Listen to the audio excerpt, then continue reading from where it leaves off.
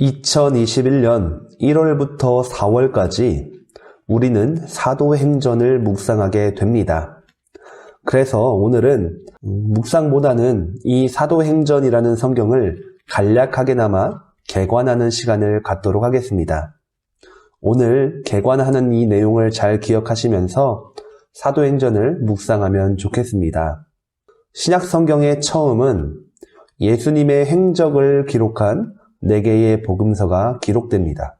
그리고 바로 다음에 나오는 성경은 신약성경에서 유일한 역사를 담당하고 있는 사도행전입니다. 이 책은 말 그대로 사도들의 행전입니다. 사도들이 실제로 행동하였고 이룬 행적이 기록된 말씀입니다. 사도행전은 예수님께서 승천하신 후에 성령 하나님이 공식적으로 이 땅에 임재하시고 성령에 의해서 교회가 세워지고 그 교회들이 다시 복음을 전파한 결과 복음이 로마까지 퍼져나간 역사에 대한 기록이라 말할 수 있습니다. 사도행전에서 주로 등장하는 인물은 베드로와 바울입니다.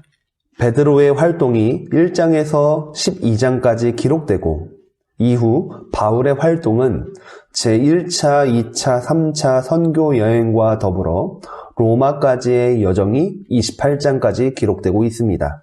사도행전의 중심 주제는 성령입니다. 그래서 사도행전의 또 다른 별칭은 성령행전이라고도 합니다. 성령이 각 사람과 각 심령에 임재하였기 때문에 그들은 복음을 전할 수 있게 됩니다.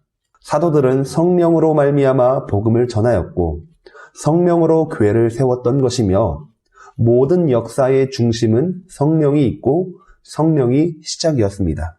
사도행전은 누가가 기록하였습니다.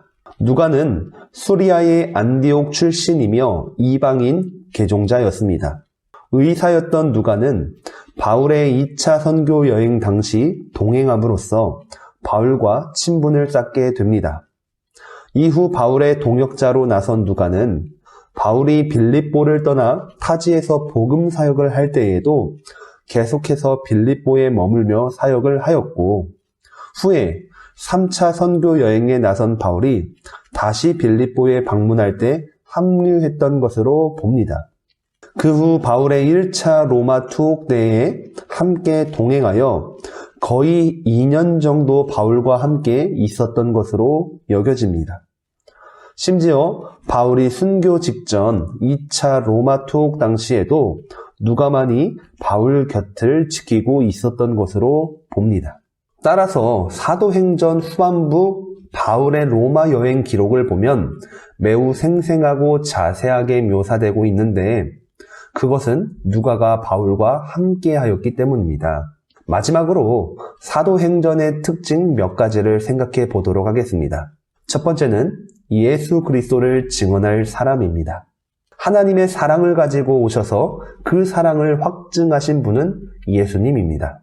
그래서 만일 예수 그리스도의 증인이 된다면 그 사람은 자동적으로 하나님의 증인이 됩니다. 그러나 예수 그리스도를 말하지 않고 하나님만을 증언하는 사람은 예수 그리스도를 부인하는 사람이 됩니다. 바로 사도행전은 성령을 받은 사람은 예수 그리스도를 증언하는 사람임을 밝히고 있습니다. 사도행전에서 성령과 함께 제일 많이 나오는 단어는 바로 헬라어로 마르투스에 해당되는 증인입니다. 그리고 이 단어는 이후에 순교자라는 뜻으로 사용됩니다. 두 번째, 예수 그리스도를 증언하는 내용들입니다. 사도행전에서 또 많이 나오는 단어 중에 하나는 부활이라는 단어입니다. 증인이 증언할 내용은 바로 예수 그리스도의 부활입니다. 만일 사도들이 복음을 전하러 간 현장에서 예수님의 수많은 이적들을 다 말하더라도 부활을 말하지 않는다면 그것은 본질이 될 수 없습니다. 예수 그리스도의 부활보다 더 중요한 사실은 없습니다. 따라서 가롯 유다의 자리를 대신할 한 명의 사도를 뽑는 자리에서도 그들은 예수님의 부활을 증언할 사람을 뽑기를 원하였던 것입니다. 마지막으로 세 번째는 증인의 삶입니다. 성령을 받았고 예수님의 부활을 증언하는 사람의 삶은 이제 말 그대로 실천하는 삶을 살게 됩니다. 사도행전은 말씀과 사랑에 대한 이론을 강조하고 있지 않습니다. 말 그대로 알고 있는 진리를 실천하고 행동하고 있는 사도들과 초대교회 성도들이 기록되고 있습니다.